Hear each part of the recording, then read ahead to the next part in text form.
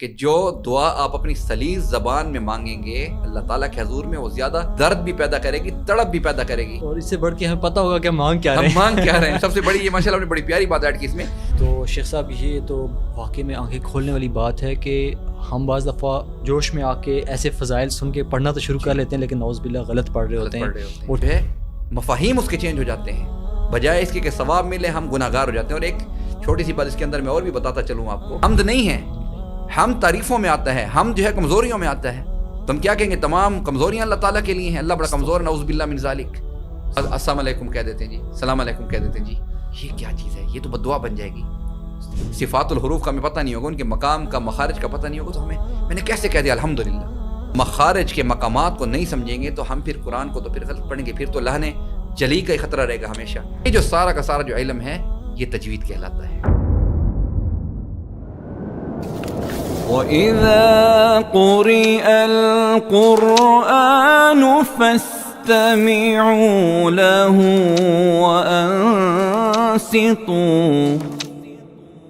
وَأَنصِتُوا لَعَلَّكُمْ تُرْحَمُونَ.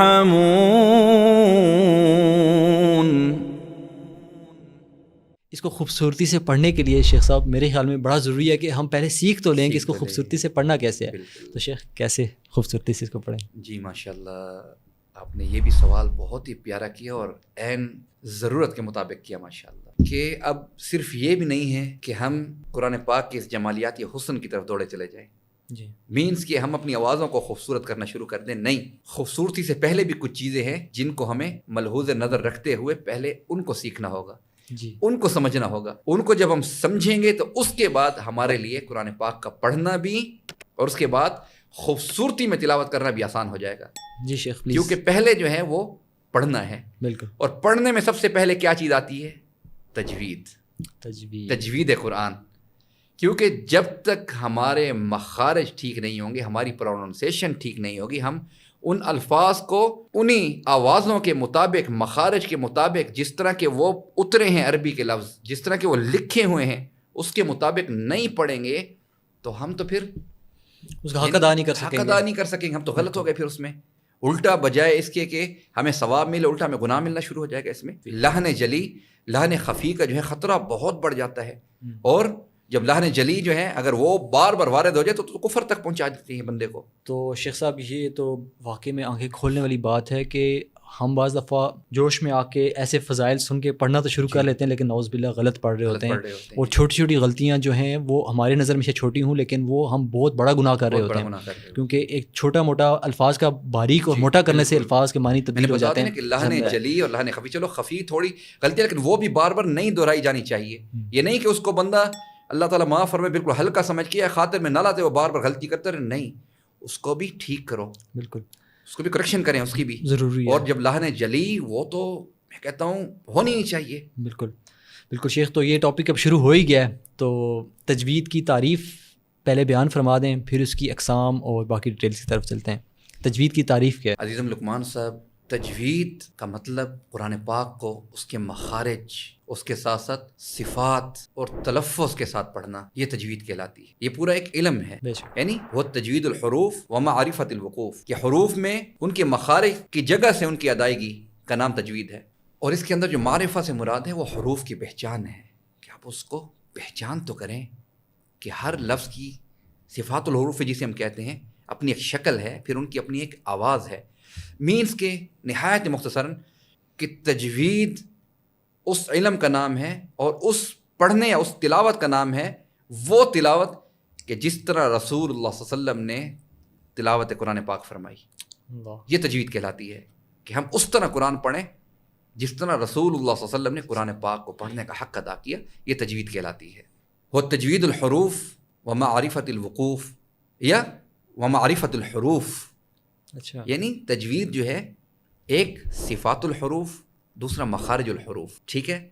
اب اس کے اندر سب سے پہلے جو ہے مخارج ہیں. مخارج کیا ہے؟ وہ معرفت الحروف، کہ لفظوں کی پہچان، ان کی ادائیگی، ان کا مقام جب تک ہمیں معلوم نہیں ہوگا تو ہم قرآن کو کیسے پڑھیں گے. ایک بڑے دکھ کے ساتھ آج کل کا ایک المیہ ہے کہ میں اگر کسی کو کہتا ہوں کہ آپ کیسے ہیں جی، وہ آگے سے مجھے جواب دیتا ہے الحمدللہ.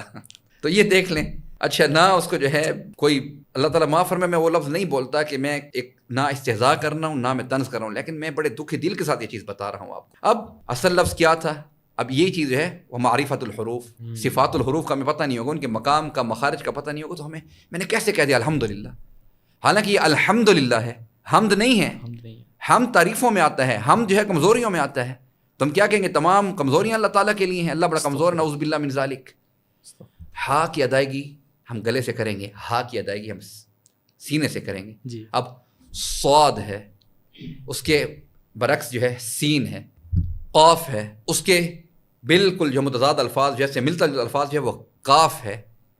تا ہے، اس کے بالکل جسے میں کہتا ہوں کہ اس کی فیملی کا جو ایک ورڈ ہے وہ تا ہے. لیکن دیکھیں بولنے میں تو آپ سمجھیں گے کہ شاید تا اور تا ایک ہی چیز ہے، قاف اور قاف ایک ہی چیز ہے، اس طرح ہا اور ہا ایک ہی چیز ہے. نہیں، جب تک ہم ان کی صفات کو، ان کی شکلوں کو نہیں سمجھیں گے، پھر ہم ان کے مخارج کے مقامات کو نہیں سمجھیں گے، تو ہم پھر قرآن کو تو پھر غلط پڑھیں گے، پھر تو لہنے جلی کا ہی خطرہ رہے گا ہمیشہ. تو مطالب اور اس کے ساتھ ساتھ جو ہے مفاہیم اس کے چینج ہو جاتے ہیں، بجائے اس کے کہ ثواب ملے ہم گناہ گار ہو جاتے ہیں. اور ایک چھوٹی سی بات اس کے اندر میں اور بھی بتاتا چلوں آپ کو، اکثر لوگ بیچارے دعائیں کرنے میں بھی بڑے جتن کر رہے ہوتے ہیں، عربی کی بڑی بڑی کتابیں انہوں نے اٹھائی ہوتی ہیں دعا مانگنے کے لیے بھی.